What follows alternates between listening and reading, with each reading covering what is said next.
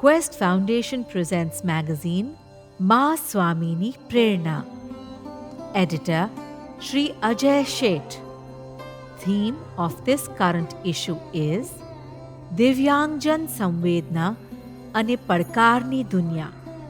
दिव्यांगजन, संवेदना और चुनौतियों की दुनिया. दिव्यांगजन, a world of sensations and challenges. July-August 2023. Volume number 3. Issue number 15. With this special edition, we provide an insider view of the world of Divyangjan, the specially abled. Let us together understand the sensations and challenges from their side of the story. दिव्यांगजन, संवेदना और चुनौतियों की दुनिया. लेखक doctor Suresh Garg. दिव्यांगजन यानी दिव्य अंगों का धनी.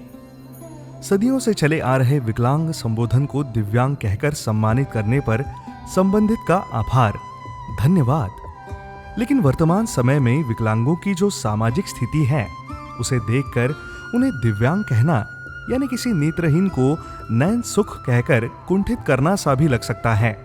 क्योंकि कहाँ दैवीय अंगधारी देवता और कहाँ ये असहाय सा जीवन निकाल रहे उपेक्षित मानव. इसके बावजूद जब इनका हौसला एवं स्वाभिमान इनके लिए आयोजित ओलंपिक खेलों में देखते हैं, तो लगता है कि यदि मानव में कुछ कमी रह जाए तो ईश्वर उसे एक विशेष दैवीय शक्ति के रूप में प्रदान करता है, जिसके बल पर वह सामान्य मानव से भी बड़े काम कर सकता है, बशर्ते इसका उसे एहसास हो जाए या समाज करा दे, जिसे छठवीं नाड़ी कहा गया है. अतः उन्हें दिव्य गुणी कहा जाए तो क्या उचित नहीं होगा? मानव को मानवों के बीच चिन्हित यानी रंग अंग भेद करने के बजाय बराबरी से मानव ही रहने दिया जाए तो भारतीय संस्कृति का अधिक फायदा होगा.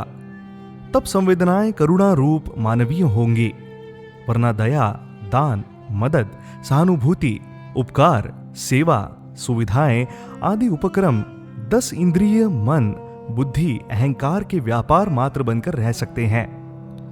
सामाजिक एवं राजनैतिक प्रपंच बन सकते हैं. समाज का यह विद्रूप रूप आदिकाल से चला आ रहा है, जिसका उदाहरण ऋषि अष्टावक्र हैं.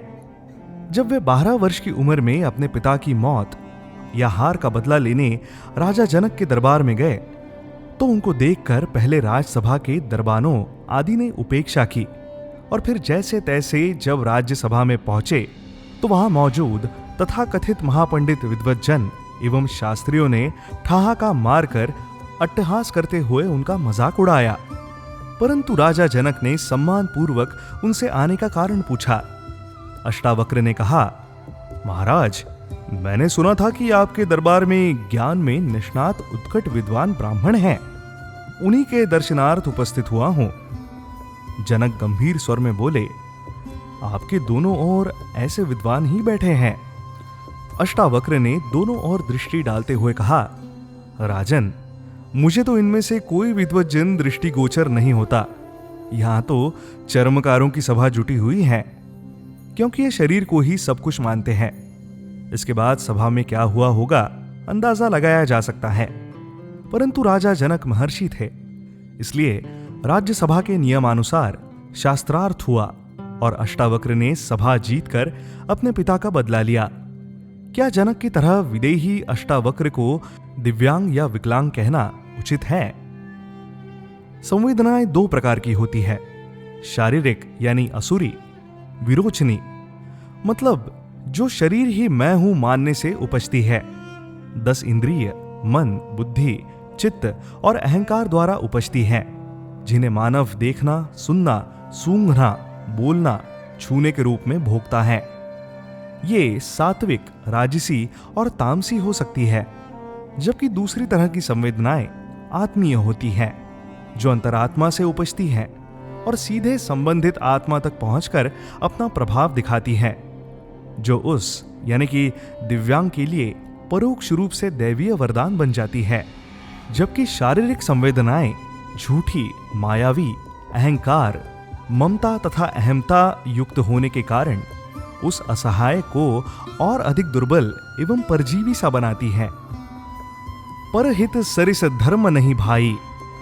चुनौतियां समाज और परिवार के सामने हैं, ना कि दिव्यांगों के।